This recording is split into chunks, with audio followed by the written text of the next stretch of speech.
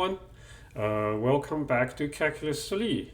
Today we are going to study how to represent lines and planes in the three-dimensional space. Really, in the title, I should have put a line first, right? I'm just going to keep this as it is.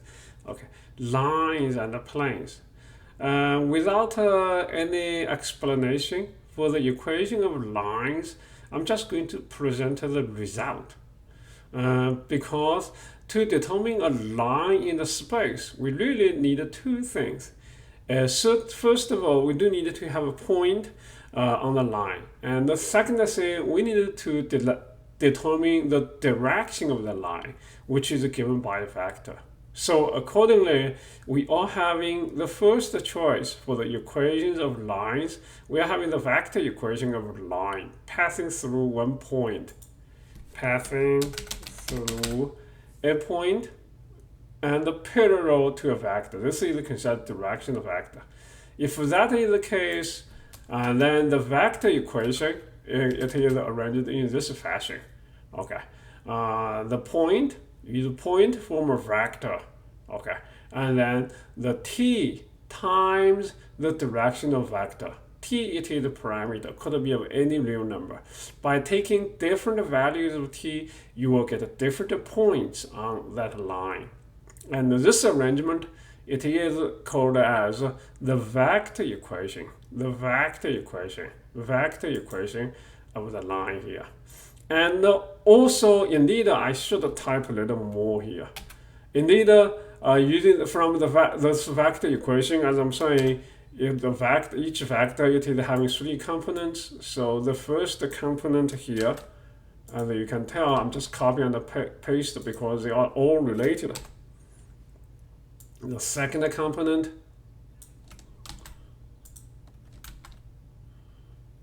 and then the third component. Even the third form of the equation of line, still it is from the vector equation.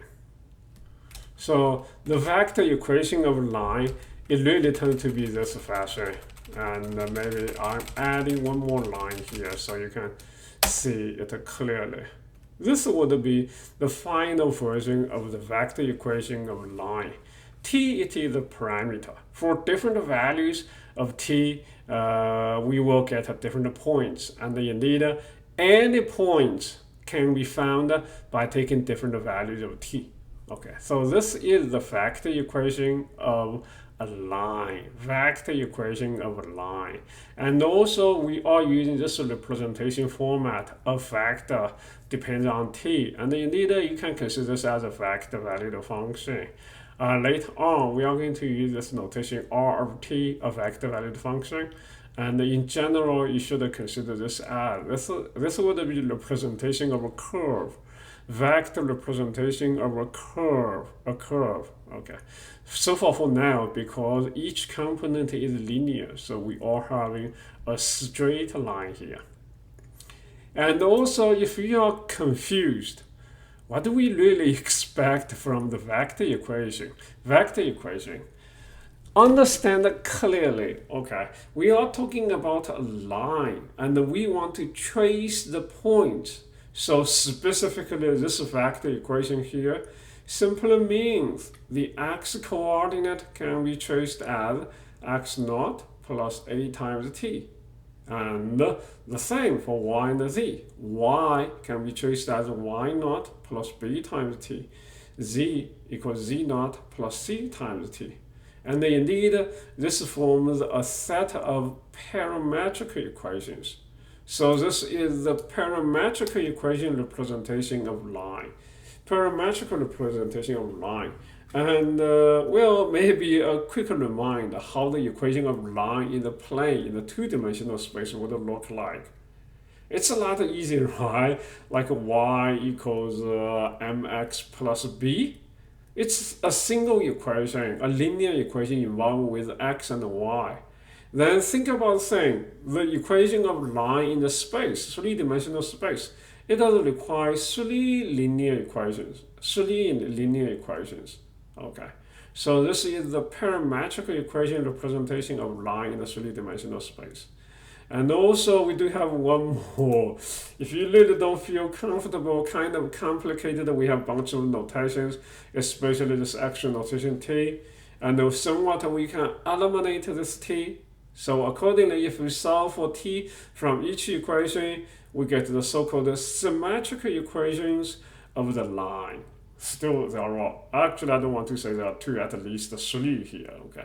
But anyway, so all those three expressions are the same because they are the representation for t from each equation, So there are three forms of equations for line in the three-dimensional space, So how about let's take a quick look how it really works.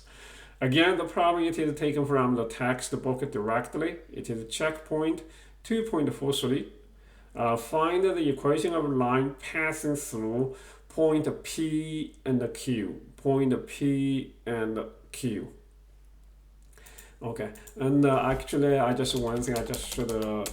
It is a parallel vector, but anyway, we usually consider this as a directional vector.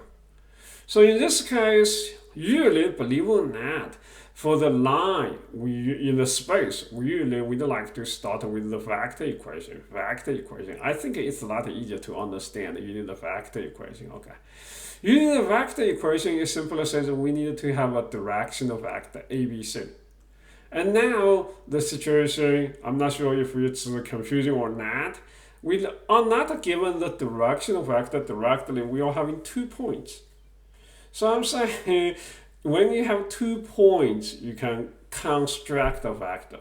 And that vector, indeed, it will have to have the same direction of that line. Because actually the vector, it is on the line. And that is the directional vector. So first, I'm finding the directional vector, and I'm considering the directional vector as the vector from point P to point Q. Or maybe let me just do some typing here, make it complete. The directional vector, it is chosen as the following. For a vector from P to Q, you can make other arrangement. But anyway, I would say P to Q should be good enough. And I'm doing the vector from P to Q. That is my directional vector. Or really, in a better way, I guess I want to put it here.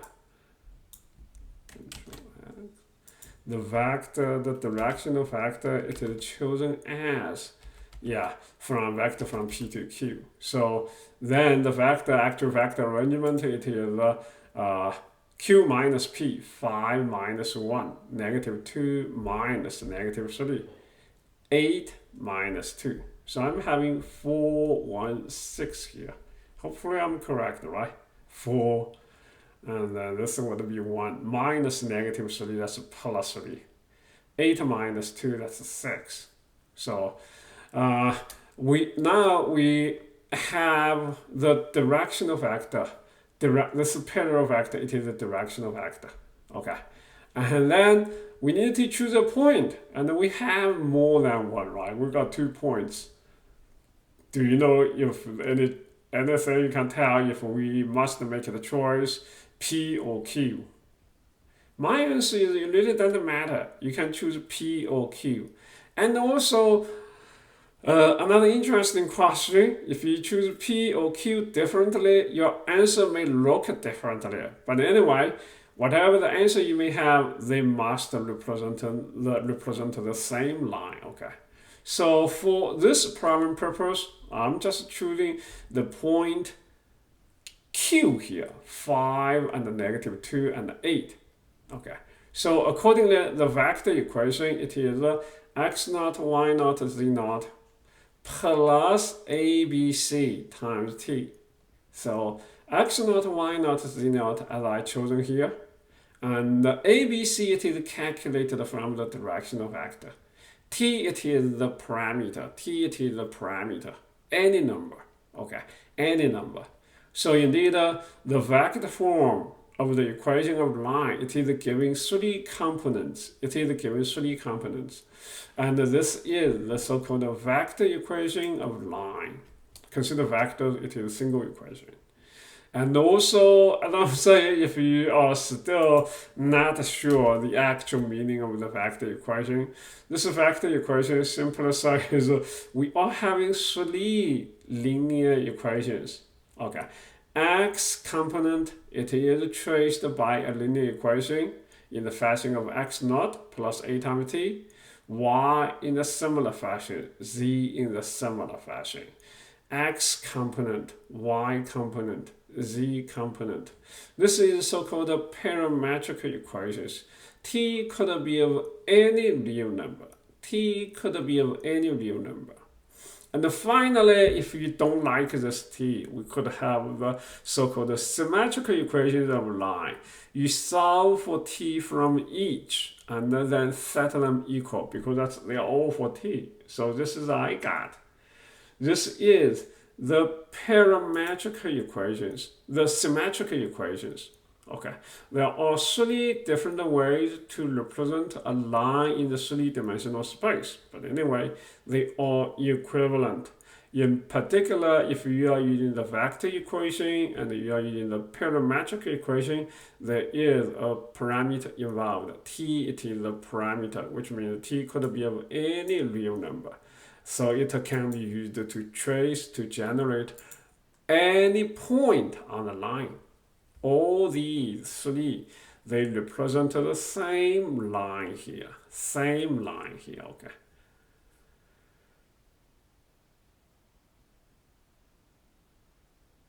Okay, one more comment. Basically, what I just generated here, it represents the entire line because t could be of any real number, the entire line passing through P and Q. And also later on, we may just consider actually it is just true many times. We don't necessarily consider a line, entire line. We will only consider a line segment from point P to Q or somewhere to somewhere else. We only need to consider line segment, in particularly from P to Q. If that is the case, what I want to say here is I don't want to repeat a whole bunch of writing. I just want to know, maybe starting from the parametric equation. For the entire line, this parameter t could take any values. And when you want to have a line segment specifically from P to Q, and then what you can do here is you want to add a restriction, and the t is changing from 0 to 1. T, it is changing from 0 to 1. T, it is changing from 0 to 1. Okay.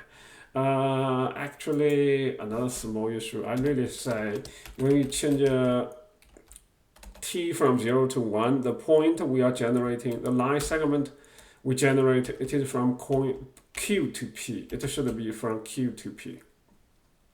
Because somewhat x naught, y naught, z naught, I used it is the point Q.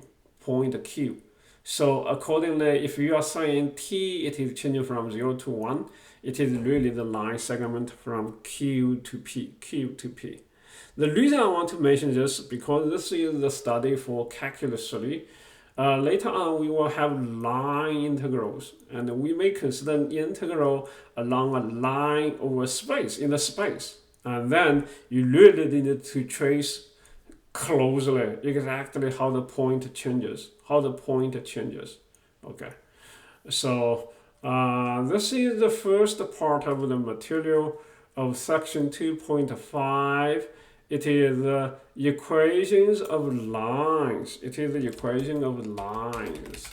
And next part, we will do equations of planes. Thank you for watching.